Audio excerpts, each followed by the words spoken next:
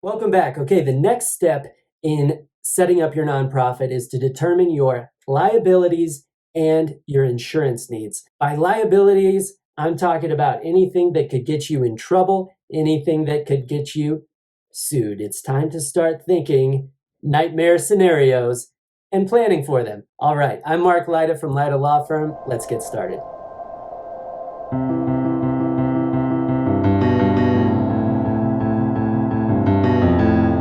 I don't mean this to be a downer, and I don't mean to scare anybody, but the idea is that you've got to think through worst case scenarios. Think of everything that could go wrong, and then you plan for that potentiality, and then it makes you feel better because you've planned. So, insurance exists to help protect you from the risks of liabilities.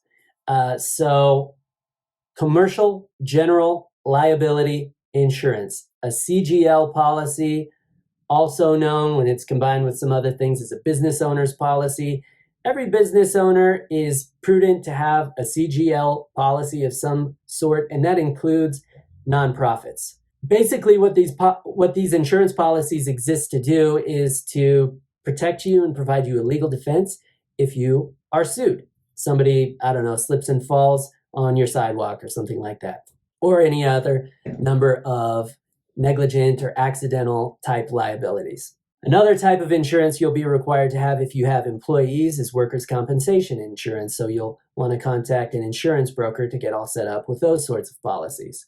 You may or may not be required to have some sort of unemployment insurance or unemployment tax, depending on your state.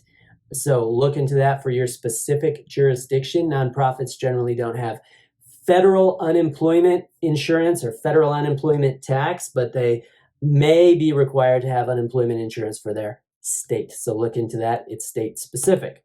Lastly, think about your specific activities. What do you do? Whom do you work with? Whom do you serve? And what could go wrong? So if you're working with kids, if you're working with, maybe your nonprofit has, a ropes course or something. Obviously, high-risk activities increase the risk of something going wrong, somebody getting injured, somebody suing. There are a few ways to deal with risks like this. One is insurance, as I said. Another is through contract, like liability waivers that you could have people sign. And then a third, often overlooked way to avoid liability is to be careful. So make sure you're exercising all proper care and safety protocols and just being safe.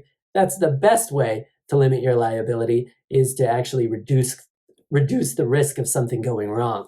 But then in addition to that, you want to make sure you're legally protected if something unfortunately does go wrong nevertheless, and that's where the contracts like liability waivers and the insurance can come in. We've also done a video similar to this concept in our startup checklist, where we talk about risk management and liabilities and insurance needs. You might also want to check that one out. Thanks for watching.